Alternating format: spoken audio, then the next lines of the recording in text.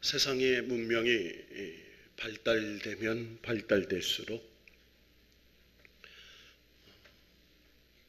세상의 법전이 두꺼워집니다. 통신법, 상법, 형법, 민법, 부동산법. 과거에는 들을 수도 없었던 법들이 계속해서 생기기 때문입니다. 얼마 전에 학생들이 등하교하는 학교 주변에 교통사고를 방지하기 위하여 민식이법이라는 법을 만들었습니다. 그런데 그 민식이법을 초등학교 아이들이 민식이법 놀이로 해서 자전거를 타고 가다가 부딪혀서 보상금을 타먹으면 된다라고 하는 말들이 퍼져서 초등학교 고학년 아이들이 민식이법 놀이를 한다는 거예요. 지금 정부에서 내놓은 부동산 대책법 때문에 나라가 시끄럽습니다. 21번인가 22번인가 서로 많은 부동산 대책법을 내놨는데 부동산에 대해서 안정화가 되지 않으니까 국민이 불안해한다는 겁니다. 이번에 부동산 대책법 발표 후에 세 가지 기현상들이 나타난다고 합니다. 첫째는 다주택을 보유한 가정에서 자녀를 독립시키고 세대를 분리한다는 거예요. 그러니까 같이 살고 있던 자녀들을 큰아들은 저쪽에 살게 하고 작은아들은 저쪽에 살게 하고 딸은 저쪽에 살게 하고 그래서 세대를 분리한다는 거예요. 결혼도 하지 않았는데 세대를 분리해서 국가가 정한 세금을 피할 방법의 묘수를 찾는다. 두 번째는 결혼을 해도 혼인신고를 미루는 2030 세대가 있다는 거예요. 남자와 여자가 부모로부터 상속을 받든 결혼 전에 소유한 아파트가 있든 가지고 있는데 결혼하면 두 채가 되니까 혼인신고를 미루고 산다는 겁니다. 결혼을 했는데 법적인 법은 아니에요. 세 번째 현상은 60대 이후의 노부부에서 나타나는 현상이랍니다. 서울에 15억 이상 가는 아파트 두 채를 가지고 있었습니다. 두 부부가 평생의 직장을 가지고 열심히 일해서 아파트 두 채를 분양을 받았습니다. 그 아파트가 몇 년 사이에 폭등을 해서 7억짜리가 15억, 8억짜리가 20억이 돼가지고 도합 35억이라는 재산이 되었습니다. 이제 발표된 부동산법에 의하면 이 세금이 만만치 않다는 거예요. 보유세를 감당할 수 없어서 팔려고 하니까 양도세가 6억에서 7억이 나온다는 거예요. 팔 수도 없고 안 팔 수도 없는 상황에 세무사로부터 조언을 받았는데 두 부부가 이혼을 해서 각각 한 채씩을 갖고 있으면 3천만 원만 내면 해결된다는 거예요. 그 조언을 들은 아내는 여보, 형식적으로도 이혼해서 삽시다. 남편은 무슨 말이냐? 법적으로 이혼하면 이혼한 것이지 다 늙어서 무슨 재산을 지키겠다고 이혼을 하냐? 세무사 앞에서 대판 싸워서 이혼을 했대요. 여러분, 세상법이 가져다 주는 폐예요. 법은 우리를 지키고 법은 불공정을 공정하게 하는 법이 법입니다. 여러분, 법은 간단하면 할수록 좋은 거예요. 그래서 성경에 보면 하나님께서 우리에게 최초로 십계명을 주신 겁니다.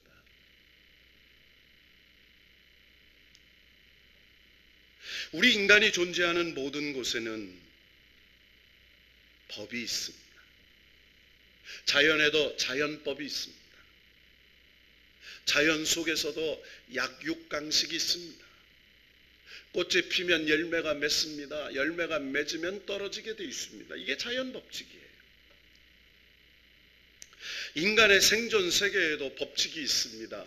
가정에는 가정의 전통이 있습니다. 학교에는 교칙이 있고, 회사에는 사규가 있고, 교회에는 교회법이 있고, 국가에는 헌법이 있습니다. 세상에는 사망의 법이 있고 하나님의 나라는 생명의 법이 있습니다. 우리가 사는 이 세상은 반드시 모든 것이 소멸하게 되어 있습니다. 꽃이 피면 지고 열매가 맺히면 떨어지고, 봄이 오면 여름이 오고, 여름이 지나면 가을이 오고, 가을이 되면 겨울이 오는 겁니다. 날 때가 있고 죽을 때가 있고, 장가갈 때가 있으면 헤어질 때가 있는 거예요. 이게 세상의 법이에요. 그래서 세상의 법은 반드시 사망이라는 것으로 끝이 나요. 그런데 하나님의 나라는 생명의 법이 존재합니다. 다시 부활이요, 생명이요, 영생이요, 예수 그리스도 안에서 죽는 자는 영생의 부활을. 그래서 오늘 로마서 8장에는 사망의 법과 생명의 법에 대한 이야기를 합니다. 여러분, 그래서 인간은 이 땅에 살면서 육신의 정욕, 안목의 정욕, 이생의 정욕을 따라서 살다가 사망의 법으로 결론을 냈든지, 성령을 따라, 말씀 따라, 그리고 하나님의 인도를 따라 살다가 생명의 부활의 법으로 살든지, 두 가지 중에서 사는 거죠. 이 사망의 법과 생명의 법이 우리의 삶 속에 늘 충돌합니다. 육신의 정욕이 우리를 유혹합니다. 하나님의 말씀의 생명의 법이 우리를 이끌어갈 때가 있습니다. 인간의 본능과 하나님의 성령의 형상을 가진 사람의 그 영적인 본능 사이에서 갈등하는 것이 인간의 고뇌의 삶입니다. 인간의 삶의 형태는 그래서 여러 가지 형태를 갖고 있습니다. 유명한 철학자 플라톤이 기록한 그의 책에 폴리데이아라는 책이 있습니다. 그 책에서 삶의 형식에 관한 이야기를 네 가지로 나눕니다. 첫째로 인간의 삶의 형태는 욕망에 이끌려 사는 삶의 형태가 있다는 거예요. 쾌락과 욕망과 만족을 추구하며 몸부림치며 사는 그런 사람들. 여러분, 그렇잖아요. 어떤 사람은 먹기 위해 살아요. 맛있는 맛집을 따라다니면서 부산도 목포도 어디든도 자가용 끌고 한 끼의 식사를 위해서 식욕을 따라가는 사람이 있어요. 좋은 것 가기 위해서, 자기의 여행을 위해서 인생의 가치를 투자하면서 사는 사람이 있어요. 여러분, 이것이 욕망에 이끌려 사는 사람이에요. 둘째로는 이익지향적 삶이 있다는 거예요. 즉 많이 가지는 것을 추구하는 사람이에요. 집도 많이 가지면 좋고, 땅도 많이 가지면 좋고, 뭐든지 많이 가지면 좋다. 소유론적 삶의 상태를 말해요. 그래서 많이 가지려고 몸부림치며 사는 사람의 삶의 형태를 말하죠. 세 번째로는 정치적인 삶의 형태를 가지고 사는 사람이 있어요. 명예, 정치, 권력, 거기에 노예가 돼서 정신을 못 차리는 사람. 여러분, 국회의원병이 걸리면요, 방법이 없대요. 제가 신학대학원 다닐 때에 김진택 목사님이라는 분이 있어요. 그분이 광주가 고향인데 별명이 떨어진 국회의원이에요. 국회의원 3번을 떨어졌대요. 김대중 대통령님 따라다니면서 3번 떨어져. 그래서 별명이 떨어진 국회의원이에요. 많은 재산을 가지고 있었는데 재산 다 탕진했어요. 다 탕진하고 목사가 됐어요. 그러면서 그분이 하신 말이, 왜 내가 거기에 노예가 돼서 그랬는지 이제 이해가 된다는 거예요. 미쳤었다는 거예요. 네 번째로는 관조적인 삶의 형태를 가지고 있어요. 이것은 삶의 의미와 삶의 가치와 삶의 정신을 자유한 사람이에요. 쾌락적인 것, 욕망적인 것, 그리고 정치적인 것에서 자유해요. 삶의 의미를 따라 살아요. 내가 살아야 되는 이유를 발견하고 내가 살아야 할 가치를 분명히 알아서 사람답게 사는 삶을 말하는 거죠. 여러분, 우리는 지금도 노예라는 사실을 아십니까? 무엇인가에 매여 있으면 그 사람은 돈의 노예가 되든지 명예의 노예가 되든지 정치의 노예가 되든지 지식의 노예가 되든지 노예가 되는 거예요. 매여 있어요. 그런데 인간은 모두가 죄의 노예입니다. 오늘 로마서 8장은 노예 생태를 고백하고 있는 거예요. 죄의 노예가 된 사람의 생태를 고백하고 있습니다. 벗어나지 못합니다. 자기 스스로 구원할 수 없습니다. 의롭다 하시는 하나님의 전적인 역사가 아니고는 누구도 죄의 속박에서 벗어날 수 없습니다. 여러분, 예수 믿는 사람과 예수 믿지 않는 사람의 두 가지 형태가 있어요. 여러분, 예수 믿지 않는 사람은 늘 하는 걱정이 죽을까 하는 걱정이에요. 여러분, 예수 믿는 사람은요, 죽음의 공포에서 벗어나야 돼요. 여러분, 예수 그리스도를 믿다가 죽으면 천국 갈 줄로 믿습니다. 이것이 믿음이에요. 예수 믿는 사람과 안 믿는 사람은 죄의 공포에서 벗어나 있는 것, 이게 믿음이에요. 예수 안 믿는 사람 두 번째 걱정이 저주와 심판의 걱정이에요. 죄의 저주를 받, 무슨 문제가 생기고 어려움이 생기면 저주받았나 봐. 그때 죄의 잘못된 일로 내가 심판받는가 봐. 그 저주 안에 놓여서 두려움을 떨고 있는 사람. 예수 믿는 사람은 저주의 공포에서 벗어난 사람이에요. 여러분, 잘못된 일도 시련도 고난도 하나님이 우리를 단련하신 후에 정금 같게 나오게 하시는 하나님의 섭리인 줄로 믿습니다. 그래서 합력의 선을 이루는 거예요. 그래서 예수 믿는다는 것은 저주의 공포에서 벗어난 겁니다. 심판의 공포에서 벗어나 이 어려움이 훗날에 잘되게 하시는 하나님의 축복이 있다고 믿는 거예요. 여러분, 이 믿음이 저와 여러분에게 충만하기를 축원합니다.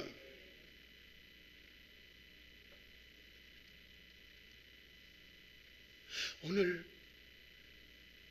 사도 바울은 이 세상에서 살고 있는 우리에게 너는 생명의 법을 따라서 그리고 생명의 법을 주장하는 하나님의 영이신 그리스도의 인도함을 받고 사는지 아니면 사망의 법 속에서 사망의 영의 유혹을 따라서 살고 있는지를 분별해야 된다고 얘기하고 있습니다. 그러면서 오늘 이렇게 말해요. 오늘 4절에 보면 육신을 따르지 않고 그 영을 따라 행하는 우리에게 율법의 요구가 이루어지게 하려 하십니다. 자, 성경에는요 3가지 인간의 형태가 나와요. 첫째는 인간을 완전히 육으로 보는 견제입니다. 육체가 살아있는 동안 육체에 매여 있는 것으로 봐요. 그래서 모든 것을 육체의 중심의 세계관으로 봅니다. 그래서 우리나라에도 옛날에 노세 젊어서 노세 늙어지면 못 노나니. 여러분, 잘 먹고 잘 사는 게 사람들의 소원이에요. 이게 육의 상태의 삶의 형태를 말해요. 완전히 육의 관점으로 보는 견해죠. 두 번째로는 이원론적인 인간관으로 봐요. 여러분, 사람은 인생학을 세 가지에서 보는데 육의 관계, 그리고 육과 영의 관계, 이렇게 보는 거죠. 여러분, 이게 성경에서 말하는 바로 육신, 히브리어로는 바사르, 헬라어로는 사륵스, 피로 가득 채워진 속살에 사람의 정신이 있다는 거예요. 마음이 있어요. 그래서 이 육신의 삶은 타락한 자기중심적인 우리의 인간성을 말해요. 여러분, 그래서 참 그 사람 인간성이 좋아, 그 사람 인간성이 나빠, 이런 얘기 하잖아요. 우리 옆 사람 보고 어떻게 얘기하랍니까? 나쁘다고 하는 것 같은데, 저기서. 여러분, 인간성이 참 좋아. 이거 한계가 있어요. 우리의 인간성은요, 언제나 양면이 있기 때문에. 육체적 가치보다 정신적 가치를 중하게 봐요. 그런데 이게 육체적인 것은 속되고 더럽고 추하다고 생각하고 정신적인 것은 영적인 것으로 고상하게 생각하는 잘못된 것이에요. 그래서 여기에 고행이 따르고, 그래서 인간적인 육체적인 것을 다 정욕으로 몰아대고 잘못하게 되는 금욕주의 형태가 나오는 거죠. 세 번째로는 기독교의 인간학을 신학적 인간이라고 말합니다. 무슨 인간이요? 하나님의 형상으로 창조받은 존재, 영적 존재라는 거예요. 영과 혼과 육을 가지고 있지만 그 본질은 하나님의 형상을 가진 거룩한 존재라는 거예요. 우리 옆 사람 축복해 봅시다. 하나님의 형상을 가진 거룩한 존재이십니다. 할렐루야! 하나님의 형상을 가진 거룩한 존재예요. 영적인 존재예요.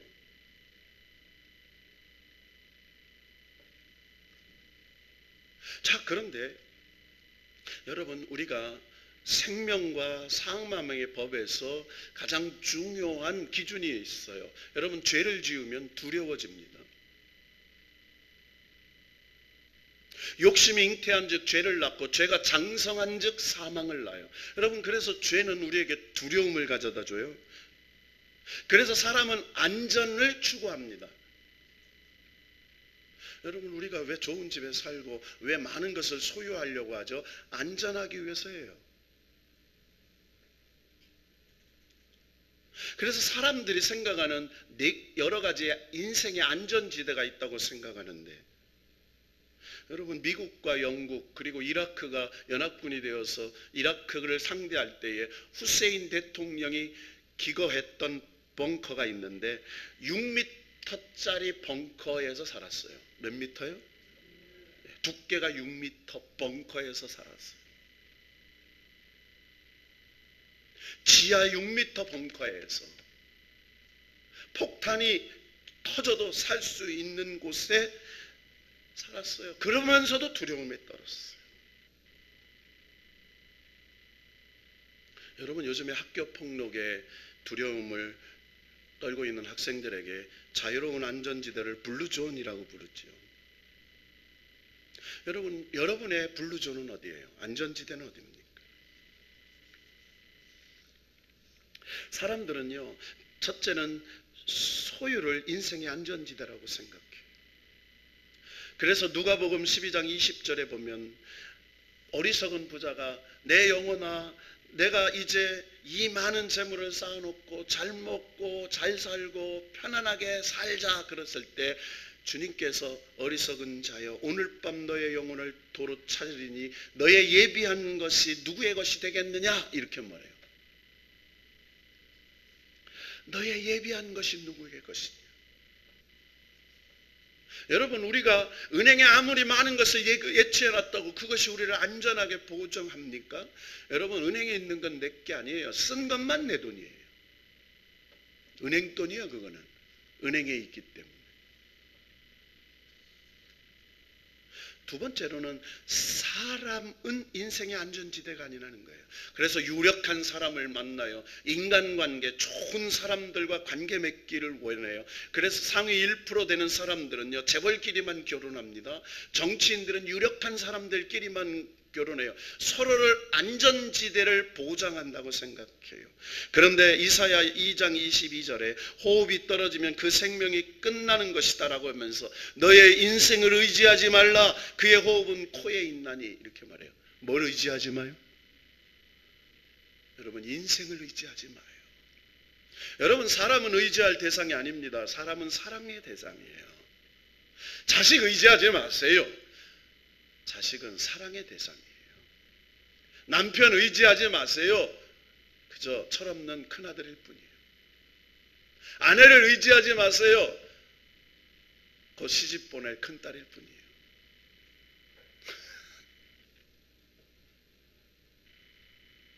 저희 집에 딸이 하나 있습니다. 요즘 딸이 좀 아파요. 이 뒤꿈치가 좀 아파가지고 무거운 걸 못 들어요. 제가 주방 보조를 좀 하는데요.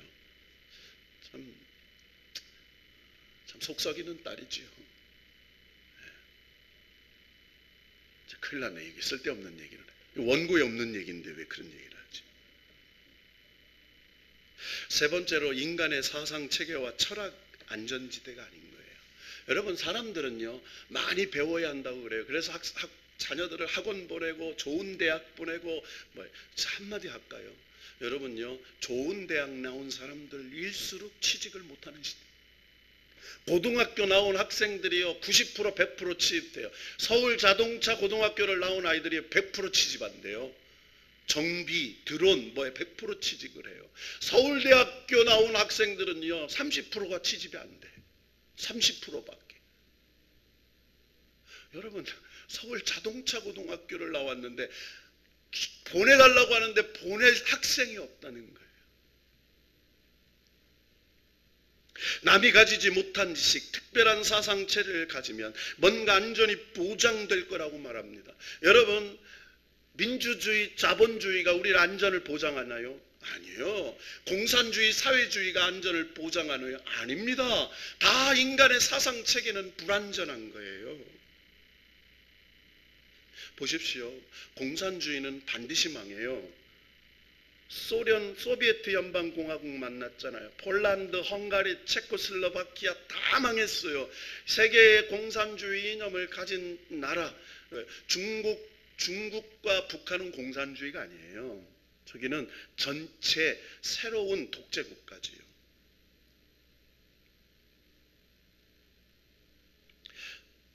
네 번째로 우상이나 고동 종교도 안전지대가 아닙니다. 여러분, 사람이 두려워지면 점집을 가잖아요. 무당을 불러서 구틀 해요. 무슨 종교를 의지해서 입산 수도한다고 그래요. 여러분, 고린도전서 8장 4절에 보면 우상은 세상에 아무것도 아니며 또한 하나님은 한 분밖에 없느니라 이렇게 말해요. 우상은 아무것도 아니라는 거예요. 여러분요, 점 보지 마세요.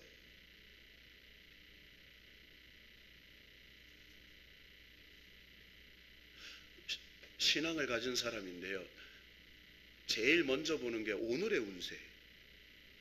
오늘의 뭐요? 신문에 오늘의 운세 이렇게 보고.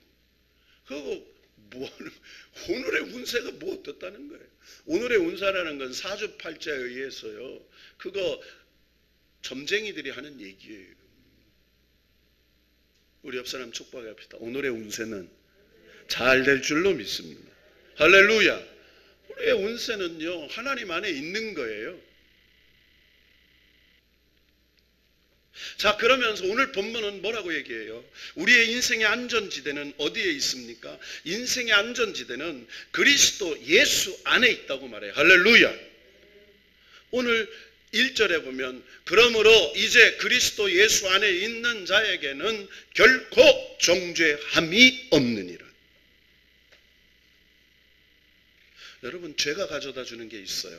여러분, 지난 금요일 날 우리가 요한복음 말씀을 살펴봤어요. 요한복음에 보면 요한복음 16장 9절에 보면 예수님께서 마지막 십자가를 짊어지시고 돌아가시기 전에 제자들에게 가르쳐 주신 다락방 강화가 나오는데, 예수님이 떠나시면 성령님이 오셔서 새로운 기준을 주신다는 거예요. 예수님이 십자가에 죽으셔서 부활하셔서 승천하신 후에 우리를 고와 같이 내버려 두지 아니하시고 성령 하나님을 보내주시는데, 그 성령님이 오시면 새로운 우리의 기준을 가르쳐 준다는 거예요. 그러면서 요한복음 16장 6절에 5절에서 11절에 보면, 특별히 9절에 보면 죄에 대하여 이렇게 말해요. 뭐에 대하여? 죄에 대하여 바른 기준을 주신다는 거예요. 그리고 의에 대하여 새로운 기준을 준다는 거예요. 심판에 대하여 새로운 기준을 준다는 거예요. 여러분, 우리가요, 죄를 어떻게 생각하죠? 도덕적, 윤리적, 도둑질하는 것 죄, 그리고 강도짓 하는 것 죄라고 생각해요. 남의 것 빼앗는 것 죄라고 합니다. 남을 죽이는 것 죄예요. 도덕과 윤리의 죄입니다. 그런데 성경이 말하는 죄는 뭐예요? 성경이 말하는 예수 그리스도를 믿느냐 안 믿느냐에 따라서 죄를 있느냐 없느냐를 얘기해요. 여러분, 자식이 부모에게 가장 큰 불효가 뭐예요? 장로님, 자식이 부모에게 가장 큰 불효가 뭡니까? 불순종하고 뭐 하는 것도 죄지만 제일 큰 죄는요, 부모가 내 부모가 아니라고 하는 거예요. 그렇잖아요? 나 엄마 아빠가 아니에요. 이거만큼 불효막심한 게 어디 있어요? 여러분, 하나님을 창조 주시고 우리는 피조물이에요. 그런데 하나님은 우리를 창조하신 분이 아니에요. 여러분, 성경에서 가장 말하는 본질적인 죄는 하나님이 우리를 만드시지 않았어요, 하나님은 우리의 아버지가 아니시에요 라고 믿지 않는 게 죄라는 거예요. 이 기준을 주는 거예요. 여러분, 이 세상에 모든 사람은 죄예요. 의인은 없어요. 하나도 없습니다. 다 죄를 졌어요. 그런데 이 죄를, 여러분, 죄가 있으면 천국에 못 가죠. 죄가 없으면 천국에 가요. 그러나 인간의 삶의 선행으로는 천국에 갈 수 없어요. 그래서 의에 대하여 새로운 기준을 주세요. 그러니까 인간의 선행의 의가 아니라 예수의 의. 내가 죄인인 것을 인정했을 때 예수 십자가의 보혈로 나 대신 죽으시고 그 예수를 믿었더니 내 죄가 용서받아서 그 용서받은 예수의 의로 천국 간다고 믿는 거예요. 할렐루야. 이게 의에 대한 새로운 기준이에요. 오늘 하나님은 바울을 통해서 우리에게 네가 예수 믿으면서도 여전히 사망의 법에 매여서 살고 있구나, 너희는 여전히 육신의 죄에 매여서 살고 있구나, 세상의 정욕의 법에 매여서 살고 있구나 라고 얘기하는 거예요. 자, 오늘 말씀은 이렇게 얘기해요. 5절 6절 읽고 말씀을 정리합시다. 시작. 육신을 따르는 자는 육신의 일을, 영을 따르는 자는 영의 일을 생각하나니 육신의 생각은 사망이요 영의 생각은 생명과 평안이니라. 할렐루야. 여러분, 육신의 생각은, 그러니까 생각 속에 두 가지가 있어요. 육신의 생각이 있고 영의 생각이 있습니다. 육신의 생각은 사단이 역사하고 영의 생각은 성령님이 역사해요. 종교개혁자인 마틴 루터가 종교개혁을 할 때 생긴 일이에요. 서재에 있어서 루터가 책을 씁니다. 루터가 귀족들을 향하여 그리고 그리스도인을 향하여 라는 여러 가지 책을 썼어요. 교회를 향하여 이런 책들을 저서할 때 갑자기 서재에 환상적인 일이 나타나는데, 마귀가 한 장의 종이를 서재에 앉아있는 루터에게 툭 던진 겁니다. 여러분 생각해 보세요. 갑자기 서재에 있는데 갑자기 어디에서 종이 한 장이 뚝 떨어졌어요. 이것도 놀라운데 그 종이를 딱 발견해서 읽는데 자기가 지금까지 살아온 죄의 기억들이 다 적혀 있어요. 여러분 생각해 보세요. 내가 살아온 기억들, 잊어먹고 망각하고 있던 죄들이 막 기록된 종이에 부끄러운 죄들이 기록되어 있어요. 여러분, 그것을 발견한 루터가요, 죄책감에 시달렸어요. 까맣게 잃어버렸던 과거의 죄, 부끄러운 어렸을 적의 죄, 정욕과 더러운 것들이 막 생각이 났어요. 마귀가 루터를 협박합니다. 이렇게 죄가 많은 네가 무슨 종교개혁을 한다고, 너나 바르게 살아라, 너의 죄를 어떻게 하려고 할 말을 잃은 루터가 괴로워했습니다. 그때 주님의 음성이 들렸어요. 루터야, 너의 모든 죄는 나의 피로 씻겨졌느니라. 너를 정죄할 자가 없느니라. 루터는 그 음성을 듣고 정신이 번쩍 났어요. 그래, 내 죄는 예수 십자가의 보혈로 다 용서해 주셨어. 그러므로 예수 안에 있는 나는 정죄함이 없어. 정죄할 자가 없어. 그리고 마귀가 나타났던 벽을 향하여 잉크병을 들어서 던져버렸어요. 그리고 이렇게 선포했습니다. 그리스도 예수 안에 있는 자에게는 결코 정죄함이 없나니 마귀야 떠나갈지어다. 루터의 마음에 평안과 기쁨이 솟아올랐어요. 더 이상 죄책감에 사로잡히지 않았어요. 성령께서 주시는 자유함에, 그리스도인의 자유의 충만함으로 종교개혁을 이끌었습니다.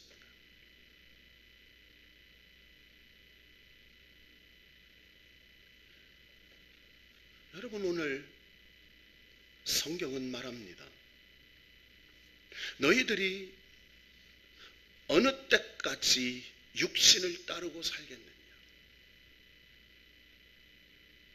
육신의 생각은 하나님과 원수가 된다, 이렇게 말해요. 누구하고 원수가 돼요? 하나님과 원수가 돼요. 여러분, 하나님과 원수가 돼서는 되겠어요?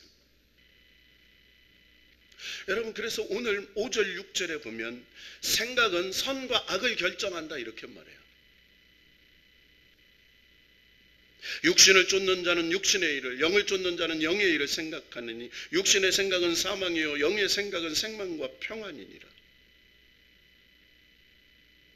하나님의 사람은 항상 성령의 생각을 해요. 자기 중심 생각이 아니에요. 하나님의 영광을 생각해요. 하나님의 은혜를 생각해요. 그래서 어려운 일을 닥칠 때 불평하는 게 아니라 어려운 일이 닥칠 때 그 어려움을 이길 수 있도록 하나님 앞에 주신 믿음과 그 어려움을 인내로 감당했을 때, 그리스도의 인내로 감당했을 때 주신 은혜와 축복을 생각하며 감사하는 거예요. 이것이 영의 생각입니다. 자기 중심, 자기 교만, 자기 욕심, 이런 것들을 육신의 생각인데 마귀는 사람의 생각을 나쁘게 해요. 하나님의 돌아온 사람들은요, 사람의 불의한 생각을 버리게 해요. 하나님께 돌아왔다, 하나님의 사람이다 라는 말은 생각이 바뀌어졌다는 거예요. 우리 옆 사람 축복해 봅시다. 하나님의 생각으로 바뀌어졌습니다. 여러분, 인간은 자기 생각을 스스로 조절하기가 어려워요. 그래서 성령님의 통제를 받으면 육신의 생각이 영의 생각으로 바꿔요. 육신의 소욕이 성령께서 이끌어 주시는 거예요. 그래서요, 사람들이요, 자꾸 뭘 지적하는 사람들은 가까이 하지 마세요. 믿음이라도. 가르치려고 하는 사람은 가까이 하지 마세요. 그 영적으로 교만한 사람이에요. 가장 잘못된 사람이에요. 기도해 주는 사람이 옆에 있기를 바라요. 저는 목사지만 누구를 가르치지 않아요. 제가 교역자들을 두면서요, 가장 경계하는 사람이 누굴 가르치려고 하는 사람들이에요.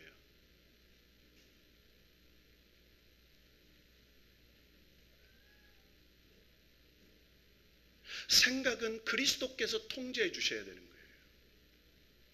선과 악을 결정해요. 두 번째로 7절에서 9절에 보면 생각은 행복과 불행을 결정해요. 뭘 결정한다고요?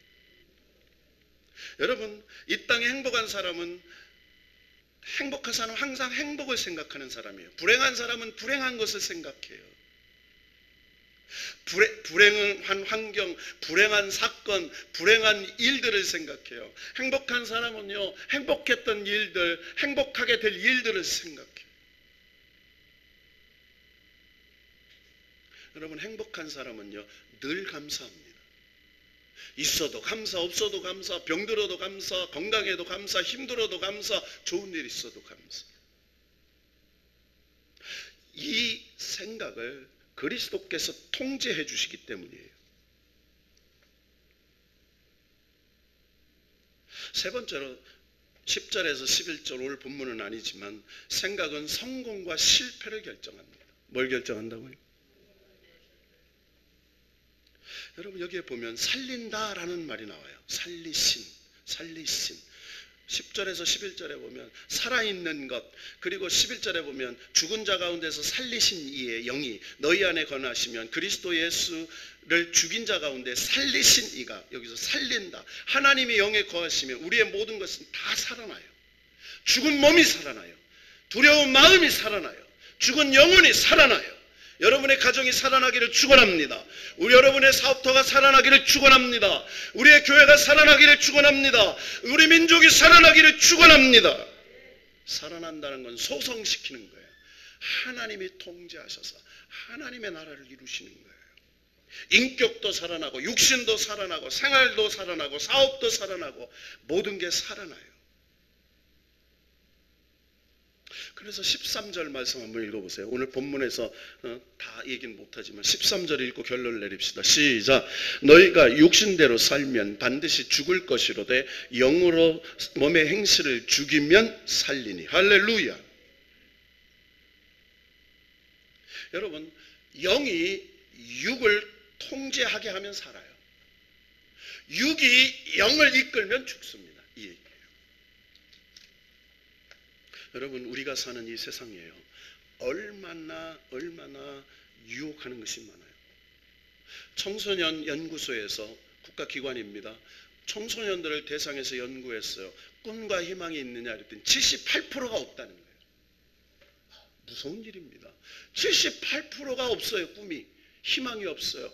왜 공부하는지 몰라요. 가장 하고 싶은 게 뭐냐? 게임이라는 거예요. 3시간, 4시간, 5시간 매몰되어서 그게 육체의 즐거움을 매몰되어 살아요. 육체의 소욕을 이끌어가요. 세상이 그래요.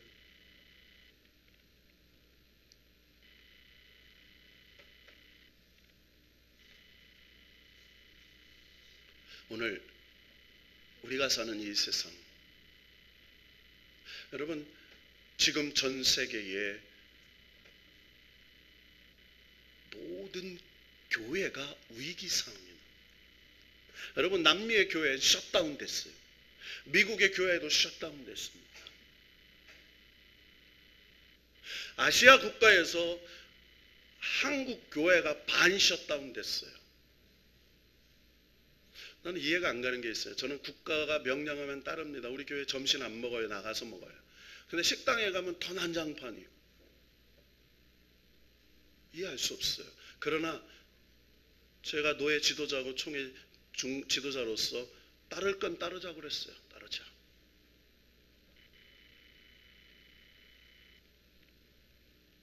여러분 지금 모든 소모임을 금했습니다. 여러분 소모임을 구하면요. 국가의 소모임도 구해야죠.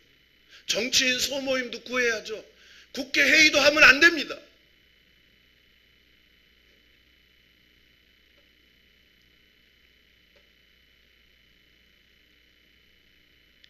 오늘 결론이 이렇게 내리죠. 너희는 무엇을 쫓아 살겠느냐. 12절에 보면 그러므로 형제들아 우리가 빚진 자로되 육신에 계져서 육신대로 살 것이 아니요 영으로서 몸의 행실을 죽이면 살리라. 갈라디아서 5장 24절에 이렇게 권면합니다. 그리스도 예수의 사람들은 육체와 함께 그 정과 욕심을 십자가에 못 박았느니라. 십자가에 뭘 못 박았어요? 예수님은 육체를 못 박았습니다. 그런데 우리가 못 박아야 될 게 있어요. 정과 욕심을 못 박아야 돼요. 뭘 못 박아야 된다고요? 정과 욕심. 육신의 정, 육신의 욕심을 못 박지 않고는 우리가 육신의 정욕을 이끌어 사는 거예요. 갈라디아서 5장 16절에 보면 내가 이르노니 너희는 성령을 쫓아 행하라. 그리하면 육체의 욕심을 이루지 아니하리라. 갈라디아서 5장 17절에 보면 육체의 소욕은 성령을 거스리고 성령의 소욕은 육체를 거스리나니 이 둘이 서로 대적함으로 너희의 원하는 것을 하지 못하게 하려 함이라. 여러분 보십시오. 끊임없이 앞으로는요, 예배드리기 어려운 시대가 직면합니다. 끊임없이 신앙생활하기 어려운 시대가 직면합니다. 왜 그런지 아십니까? 바로 세상 공중권세 잡은 사단과 하나님의 영이신 그리스도의 성령께서 영적인 죄와 사망의 법과 생명의 법 사이에 놓여있는 인간, 죄의 길을 선택할 것인지 생명의 길을 선택할 것인지 사이에서 고뇌하며 싸우며 살아가는 존재이기 때문에 여러분, 그래서 우리가 신앙생활 한다는 건 성령의 능력을 입어서 죄와 싸우고 마귀와 싸우고 세상과 싸우는 줄로 믿습니다. 여러분 그러기 위해서 예배드리지 않으면 하나님의 능력을 덧입을 수 없어요. 기도하지 않으면, 찬양하지 않으면 하나님의 영을 덧입을 수 없습니다. 죄송한 얘기할게요. 세상에서 아무리 여러분의 사람들이 잘 돼도 믿음을 떠나버리면 아무것도 아니에요. 헛것입니다. 오늘 그리스도는 우리에게 이렇게 말합니다. 사망의 법 안에서 잘 되는 것 아무것도 아니고 생명의 법 안에서 그리스도의 생명을 가진 하나님의 자녀로 사는 생명의 법이 성령이 너희를 주관하게 해서 날마다 하나님의 뜻을 따라 믿음으로 사는 저와 여러분이 되기를 주 예수의 이름으로 축원합니다.